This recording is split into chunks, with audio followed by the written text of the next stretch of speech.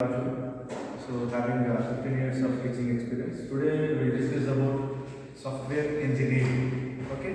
First of all, so we have to know what is meant by software.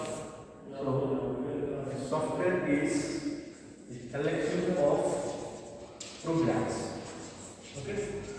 So software is a collection of programs. So I just want to brief out so how the software is going to develop and what are the things that comes under the development of a software. Mainly we come across these four phases while developing any software. First one is requirements, next one is design, construction, and the last one is testing. Okay, so before this I just want to explain about process model. Why I am just specifying about the process model means if you want to develop any project, we have to follow one process. Here, this waterfall model is the basic for developing any software. Okay. Here in this waterfall model, we have different phases like communication, planning, modeling, or you can say design, construction, and deployment. So okay, so these are the phases in waterfall model. First of all, we will discuss about the communication. In the communication phase, we just do the gathering of requirements and as well as the feedback of the previous versions. So this will act as an initiation for developing any project. So after gathering all the requirements, then we go for planning. So in the planning, what we will do, we just estimate the cost for developing the project, and we will discuss about so what are the resources to be used, and everything will be planned in the planning phase. Okay, next coming to the design phase. So after collecting the requirements or gathering the requirements, we are going to plan, and later we go for the design phase. In the design phase, first what we are going to do is analysis the model. Whatever the model, previous models or whatever it may be, we are just going to analyze, and then we go for the designing a model. Okay, so after the design, next phase is going for construction. In the construction, we just go with the coding. Okay, and the final phase is the deployment. In the final phase is deployment. Here when it says delivery of the product, or we can also deliver support, or also we can say we are going to collect the feedback in the deployment phase. So these are the different phases in the waterfall model, and this waterfall model is the basic for all the other process models. So there are some other process models like incremental model. Okay, next rapid model, and there are some models.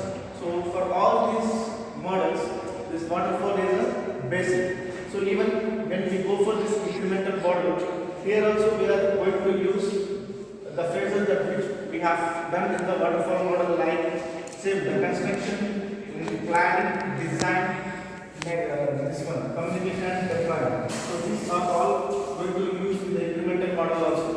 Here, so as I already said, that incremental model, here we are doing in the form of iterations. So in each increment, we will have one product.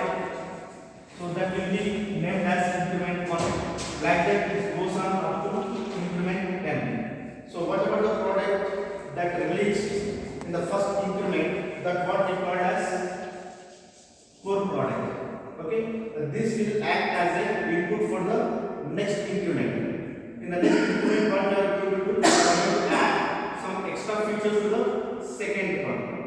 again the product that which is released in the second increment, so that will be act as an input for the third increment. It goes on up to increment n or whatever the iterations may be until we get the final product. We are going to do these iterations.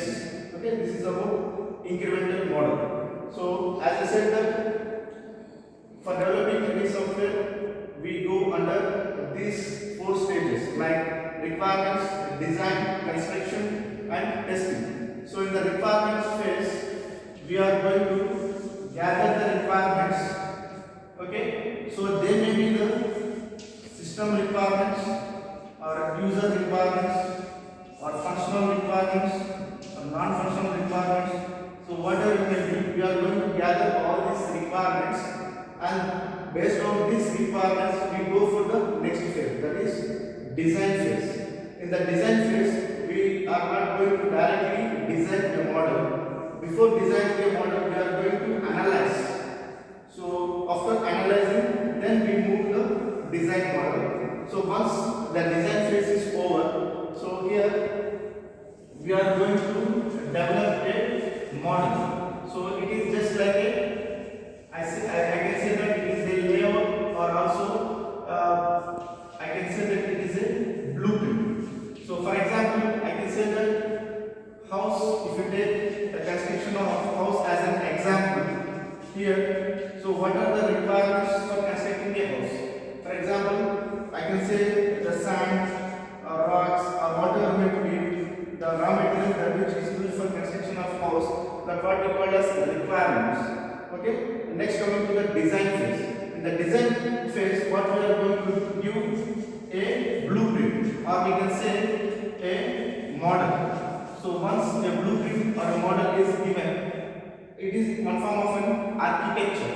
Okay, based on this architecture, next we go for the construction of house. So you may be having a doubt that, so why can't, after collecting all the requirements, why can't we go directly for the construction? Why is the need of going for the designing phase? Why? Because if we go for the design phase, if there is any errors or if there is any modification to be done, we can easily do that in the design phase. When we go for the construction phase, it will be somewhat making some complications while doing some modifications in the construction phase. That's why, so we can easily modify in the design phase. So once the construction is over, then we go for testing. Okay, so the main role of testing is we check the product before releasing the product to the end users, or we can also call it as customers. Before releasing the product to the end users and customers, we are going to test the product. So testing is nothing but it is an exercise to check whether the product is working properly or not, or whether there may be any errors arise while running the product. That can be checked in the testing phase. So in the testing also there are so many types of testing, like unit testing, integration testing, like black box testing, white box testing, and there are so many testings. And these testings are used at different levels based on our priority. So for example, if a project is having 4 modules, so if you want to test each module individually, then that testing is called as unit testing. Why? Because we are testing unit wise. So if you want to test total, then we call it as integration testing. We are just integrating all the units and testing whole project at a time. That is called as integration testing. When we come for black box testing, it is totally testing about the functionality that which is written in the code. Whereas white box testing, this one is also called as glass box testing. In this white box testing, what we are going to do is here, it goes and check all the data structures that are present in that particular code. So this is about testing. Thank you.